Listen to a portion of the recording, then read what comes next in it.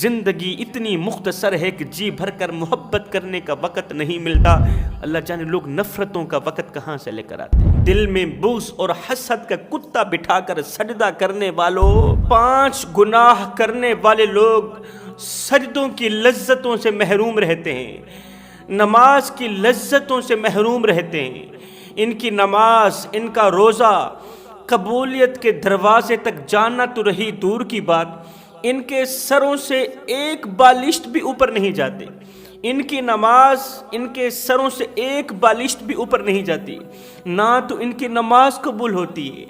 5 گناہ کرنے والے، 5 بدقسمت لوگوں کی نہ تو نماز قبول ہوتی ہے، نہ روزہ قبول ہوتا ہے. یہ بدبخت لوگ، بدقسمت لوگ رمضان کی برکتوں سے محروم رہتے ہیں. وہ کون سے 5 گناہ ہیں جن کے کرنے سے انسان رمضان المبارک میں بھی اللہ تعالیٰ کے غضب کا نشانہ بنا رہتا ہے؟ وہ مہینہ جس مہینے میں اللہ تعالیٰ جہنم کی آگ کو ٹھنڈا کر دیتا ہے، قبرستانوں میں عذاب ہلکا فرما دیتا ہے. آخر وہ کون سے 5 گناہ ہیں؟ آخر وہ کون سے 5 لوگ ہیں؟ فرمایا نمبر 1، پہلا گناہ کسی بھی مسلمان بھائی کے لیے، اپنے بھائی کے لیے، اپنی بہن کے لیے، ماں باپ کے لیے، عزیز و اقارب کے لیے، دوستوں کے لیے، رشتہ داروں کے لیے اپنے دل میں بغض رکھنا، حسد رکھنا، کینہ رکھنا. ہائے داڑھی تو بڑی ہو گئی، دل کا کیا حال ہے؟ داڑھی تو لمبی ہو گئی، دل کا کیا حال ہے؟ سفید لباس بھی پہن لیا، خوبصورت ٹوپی بھی رکھ لی، دل کا کیا حال ہے؟ حیرت کی بات ہے، جسے انسان دیکھتا ہے اسے تو سنوار لیا. انسان کپڑے دیکھتا ہے، کپڑا تو خوبصورت بنا لیا. انسان جوتا دیکھتا ہے، جوتا بھی مہنگے والا پہن لیا، قیمتی جوتا پہن لیا. انسان چہرہ دیکھتا ہے، چہرہ بھی خوبصورت بنا لیا. افسوس کی بات ہے، جسے انسان دیکھتا ہے اسے تو سنوار لیا، اور جس دل کو رحمان دیکھتا ہے اسے کیوں نہیں سنوارا؟ اسے کب سنوارو گے؟ کب وہ وقت آئے گا جس وقت تم اپنے دل کو سنوار لو گے؟ جس دل کو میرا رب دیکھتا ہے اس دل کو گندگی کا ڈھیر کیوں بنایا ہوا ہے؟ میرے کریم نبی نے فرمایا اللہ نہ تمہارے چہرے کو دیکھتا ہے، اللہ تعالیٰ نہ تو تمہاری جوانی دیکھتا ہے، نہ تمہارا بڑھاپا دیکھتا ہے، اللہ تعالیٰ نہ تمہارا خوبصورت چہرہ دیکھتا ہے، اللہ تعالیٰ نہ تو تمہارا حسن و جمال دیکھتا ہے، نہ تمہارا شباب دیکھتا ہے، نہ تمہارے کاٹن کے کپڑے دیکھتا ہے، خوبصورت لباس دیکھتا ہے، نہ تمہاری ٹوپی دیکھتا ہے، نہ تمہاری داڑھی دیکھتا ہے.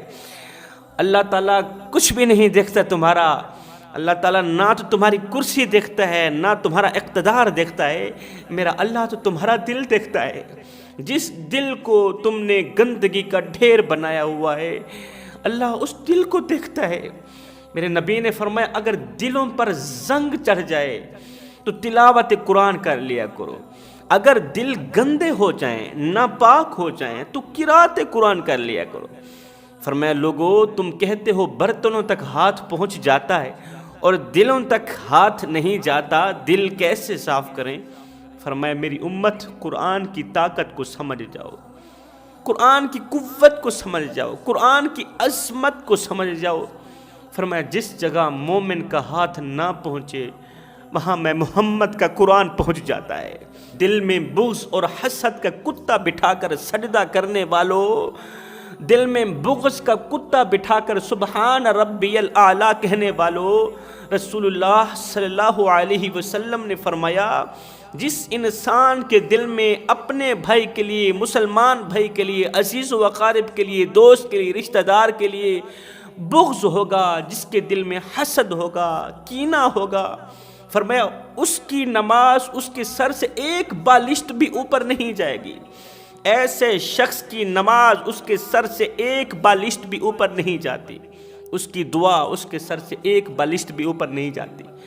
پہلے آسمان تک جانا تو رہی دور کی بات، دوسرے آسمان تک جانا تو رہی دور کی بات، 7واں آسمان پار کر کے قبولیت کے دروازے تک جانا تو رہی دور کی بات، قبولیت کا شرف حاصل کرنا تو رہی دور کی بات. اس کے سر سے ایک بالشت بھی اوپر نہیں جاتی، اللہ تعالیٰ اس کے سجدے اس کے منہ پہ مار کے رکھ دیتا ہے۔ اللہ فرماتا ہے مجھے تیرے سجدوں کی ضرورت نہیں ہے، یہ تو وہ ہیں جو تم پر فرض ہیں، اگر تو نہیں کرے گا تو تو گنہگار ہے۔ آج لوگ کہتے ہیں جی ہماری دعائیں قبول نہیں ہوتی، ہماری دعائیں ہمارے سروں سے ایک بالشت بھی اوپر نہیں جاتی۔ میں نے کہا نادانو، جب اللہ نے خود فرما دیا تم مجھ سے مانگو میں تمہیں عطا کروں، تم مجھ سے جو کچھ بھی مانگو میں جھولیاں بھر بھر کے عطا کروں، پھر بھی اگر دعا قبول نہیں ہو رہی، پھر اس کی دو وجوہات بن سکتی ہیں۔ پہلی وجہ یہ جو پیٹ ہے نا، پیٹ کے اندر سارا حرام ہی حرام ہے۔ پہلی وجہ پیٹ کے اندر حرام کے علاوہ کچھ نہیں ہے، حرام مال کے سوا کچھ نہیں ہے۔ دوسری وجہ دل کالا ہو گیا ہے، دل سیاہ ہو چکا ہے، دل میں بغض کی شکل میں، کینہ کی شکل میں، حسد کی شکل میں گندگی کے علاوہ کچھ نہیں ہے۔ اگر تم چاہتے ہو کہ اللہ کے قریب ہو جاؤ، اللہ کے قرب کے قریب ہو جاؤ، تمہیں اللہ کا قرب نصیب ہو، اپنے دل کو پاک کر لو، دل سے یہ نفرتیں، یہ کدورتیں نکال لو، نفرتوں کو مٹا دو، گلا گھونٹ دو نفرتوں کا۔ زندگی اتنی مختصر ہے کہ جی بھر کر محبت کرنے کا وقت نہیں ملتا، اللہ جانے لوگ نفرتوں کا وقت کہاں سے لے کر آتے ہیں۔ اگر میں آپ کے بچوں سے پیار کروں تو میں آپ کو کتنا اچھا لگوں گا، اور اگر آپ میرے بچوں سے پیار کریں گے، میرے بھائیوں سے پیار کریں گے، میری فیملی سے پیار کریں گے تو آپ مجھے کتنے اچھے لگیں گے۔ تو جب ہم سب لوگ کریم آقا کی امت سے پیار کریں گے تو ہم سب لوگ کریم آقا کو کتنے اچھے لگیں گے۔ دل میں کسی مسلمان بھائی کے لیے بغض رکھنا، کینہ رکھنا، حسد رکھنا، یہ مومنوں کا شیوا نہیں ہے، یہ کتوں کا شیوا ہے۔ ارے یہ تو کتوں کا کام ہے، ایک دوسرے سے حسد کرنا یہ کتوں کا کام ہے۔ حضرت سیدنا پیر نصیر الدین شاہ نے فرمایا تھا 4 غم کتوں کو بھونکنے پر اکساتے رہے۔ وہ کون سے 4 غم ہیں جن کی وجہ سے کتے بھونکتے رہے، روتے رہے، چیختے رہے، چلاتے رہے، بھونک بھونک کر جب تھکے تو پھر سے بھونکنا شروع کر دیا؟ وہ کون سے 4 غم ہیں؟ پہلا غم، ایک تو وہ چاند ہے، جب 14ویں رات کا چاند چمک رہا ہوتا ہے اس وقت ساری کائنات سوئی ہوئی ہوتی ہے، مگر یہ جو لٹر پھٹر کتے ہوتے ہیں نا، نسلی کتے بھی سو جاتے ہیں، یہ جو لٹر پھٹر کتے ہوتے ہیں نا، یہ آسمان کی طرف دیکھتے ہیں بھونکنا شروع کر دیتے ہیں۔ کیوں بھونکنا شروع کر دیتے ہیں؟ آسمان کے خوبصورت حسین چاند کو دیکھ کر بھونکنا شروع کر دیتے ہیں۔ ایک تو وہ چاند ہے، دوسرا اتنا خوبصورت ہے، اتنا حسین و جمیل ہے، تیسرا اتنا بلند ہے کہ اوپر دیکھنے والوں کی پگڑیاں بھی نیچے گر جائیں۔ اللہ اکبر، کتے بھونکنے پر مجبور ہو گئے۔ ارے یہ حسد تو کتوں میں پایا جاتا ہے، یہ کینہ تو کتوں میں پایا جاتا ہے، مومن کا شیوا نہیں ہے۔ مجھے بتاؤ کہیں گندگی پڑی ہو تو گندگی والی جگہ پر بیٹھنا پسند کرو گے؟ اپنی کوئی قیمتی چیز رکھنا پسند کرو گے؟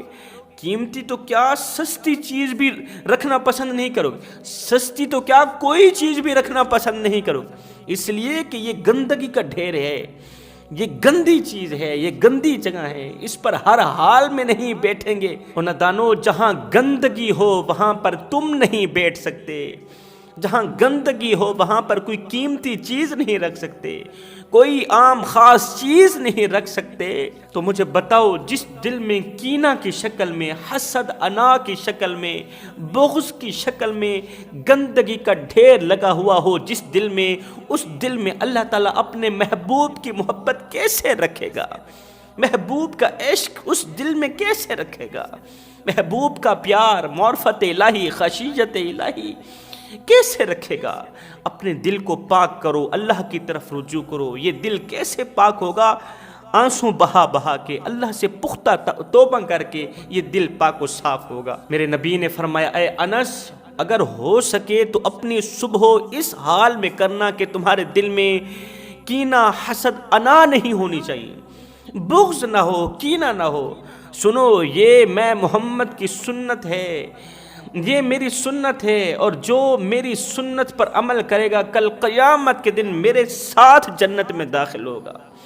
اب بغض اور کینہ کی پہچان کیا ہے؟ کسی کو اچھے کپڑوں میں دیکھ کر برداشت نہ کرنا۔ کسی کی بیٹی کے اچھے رشتے آ رہے ہوں تو اندر سے جل کر اللہ سے شکوے کرنا، مالک اس کی بیٹی کے لیے اچھے رشتے آ رہے ہیں، میری بیٹی کے لیے کیوں نہیں آ رہے؟ مالک تو اسے تو جھولیاں بھر بھر کے عطا کرتا چلا جا رہا ہے، مجھے کیوں نہیں دیتا؟ اس نے کون سی ایسی خوبی کی ہے کہ تو نے اسے مالا مال کر دیا، اور میں نے کون سا ایسا گناہ کیا ہے کہ تو نے مجھے کنگال کر دیا؟ کسی کو دکھ میں دے کر خوش ہونا، یہ ہے کینہ، یہ ہے حسد، یہ اپنے دلوں سے نکال دو۔ فرمایا دل میں حسد، بغض، کینہ رکھنے والا شخص رمضان کی برکتوں سے محروم رہتا ہے۔ دوسرا شخص جادو کرنے والا، میرے نبی نے فرمایا جادو کرنے والا، کروانے والا اور جو جادو میں ملوث ہوا وہ تمام کے تمام جہنمی ہیں، تب تک جب تک یہ لوگ پکی توبہ نہیں کر لیتے۔ میرے نبی نے فرمایا نیکی کبھی پرانی نہیں ہو سکتی، گناہ کبھی بھلایا نہیں جا سکتا، اور سنو بدلہ دلوانے والے میرے رب کو موت نہیں آ سکتی، وہ ہمیشہ کے لیے زندہ رہے گا، جیسا کرو گے ویسا بھرو گے، اس لیے کہ میرے اللہ کا ترازو صرف انصاف ہی تولتا ہے۔ جب قدرت تماچا مارتی ہے نا، پھر وہ جسم پر نہیں روح پر اثر کرتا ہے۔ جب کوئی شخص تھپڑ مارتا ہے تو وہ جسم پر اثر کرتا ہے، اور اگر قدرت تماچا مارے تو وہ سیدھا روح پر اثر کرتی ہے۔ کسی کو دکھ دے کر، کسی کو درد دے کر، کسی کو تکلیف دے کر تم کیا سمجھتے ہو کہ ساری زندگی ایسے ہی مسکراتے رہو گے؟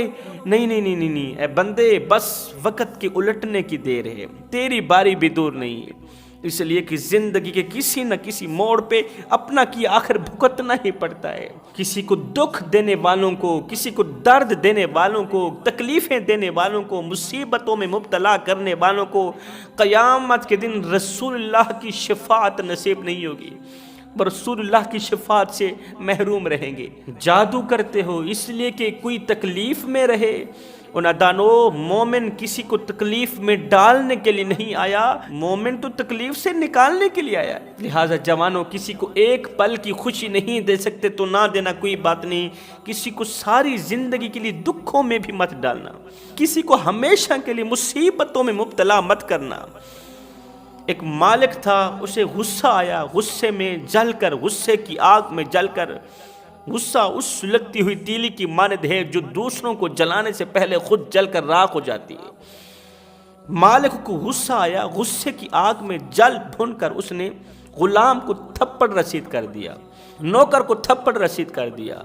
جیسے ہی نوکر کو تھپڑ لگا اسے بھی غصہ آ گیا، لیکن کیا کرتا، ڈرتا کیا نہ کرتا، آگے مالک تھا، مالک کو مار تو نہیں سکتا تھا، وہ 2 ٹکے کا ملازم تھا، نوکر تھا، مالک کو کیسے مار سکتا تھا؟ نوکر نے کیا کیا، شام کو گھر آتے ہی بیوی کے منہ پر تھپڑ رسید کر دیا۔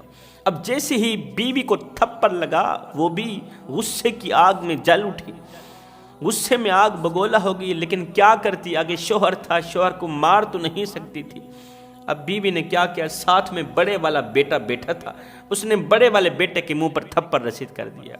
جیسے ہی بیٹے کے منہ پر تھپڑ لگا وہ بھی غصے کی آگ میں جل اٹھا، لیکن کیا کرتا، آگے ماں تھی، ماں کو مار تو نہیں سکتا تھا نا، ساتھ ہی چھوٹا سا بھائی بیٹھا تھا، اس بڑے بھائی نے چھوٹے بھائی کے منہ پر تھپڑ رسید کیا۔ اب چھوٹا بھائی بڑے بھائی کو مار کے اپنی آگ بجھا تو نہیں سکتا تھا، غصہ ختم تو نہیں کر سکتا تھا۔ چھوٹے بھائی نے کیا کیا، گھر کے باہر کتا بیٹھا تھا، اس نے جاتے ہی کتے کے منہ پر تھپڑ رسید کر دی۔ اب جیسے ہی کتے کو تھپڑ لگا وہ بھی غصے کی آگ میں جل اٹھا، غصے میں آگ بگولا ہو کر گھر سے نکلا، بھاگتا چلا جا رہا ہے، بھاگتا چلا جا رہا ہے۔ اس نے دیکھا آگے ایک شخص آ رہا ہے، اس آنے والے شخص کے پاؤں کو اس کتے نے کاٹ دیا، آنے والے شخص کے پاؤں کو اس کتے نے کاٹ ڈالا۔ پتہ ہے وہ شخص کون تھا؟ یہ وہی تھا جس نے غلام کو تھپڑ مارا تھا، جس نے نوکر کو تھپڑ مارا تھا۔ جیسا کرو گے ویسا بھرو گے، اس لیے کہ اللہ کا ترازو صرف انصاف ہی تولتا ہے۔ فرمایا تیسرا والدین کو دکھ دینے والا، چوتھا تکبر کرنے والا، پانچواں شراب کا عادی، شراب پینے والا، مگر جو توبہ کر لے، سبحان اللہ، توبہ تو وہ عظیم عبادت ہے کہ توبہ کرنے والے شخص کے نہ صرف اللہ تعالیٰ گناہ معاف کرتا ہے بلکہ اس کے تمام گناہوں کو نیکیوں میں بدل ڈالتا ہے۔ توبہ تو وہ عظیم عبادت ہے، کسی کے بھی دروازے پر جا کر اقرار جرم کرو تو تمہیں سزا ملے گی، دنیا کی کسی عدالت میں جا کر اقرار جرم کرو تمہیں سزا ملے گی اور ضرور ملے گی، مگر سنو یہ میرے اللہ کی چوکھٹ ہے، یہ میرے رب کی چوکھٹ ہے، جہاں مجرم آ کر اگر سرنڈر ہو جاتا ہے، جہاں مجرم آ کر اقرار جرم کر لیتا ہے تو اللہ نہ صرف اس کے گناہوں کو معاف کرتا ہے، اس کی خطاؤں کو معاف کرتا ہے، اس کے جرم کو معاف کرتا ہے، بلکہ اسے اپنا محبوب بھی بنا لیتا ہے۔ میرے نبی نے فرمایا میں اللہ کا حبیب ہوں، پھر فرمایا جو جوان جوانی میں توبہ کرتا ہے وہ بھی اللہ کا حبیب بن جاتا ہے۔ جوانو آؤ نہ اللہ کے حبیب بن جاؤ، اللہ کے دوست بن جاؤ۔ جب تم اپنی ساری زندگی مالک کے نام کر دو گے تو پھر وہ ساری کائنات تمہارے نام کر دے گا۔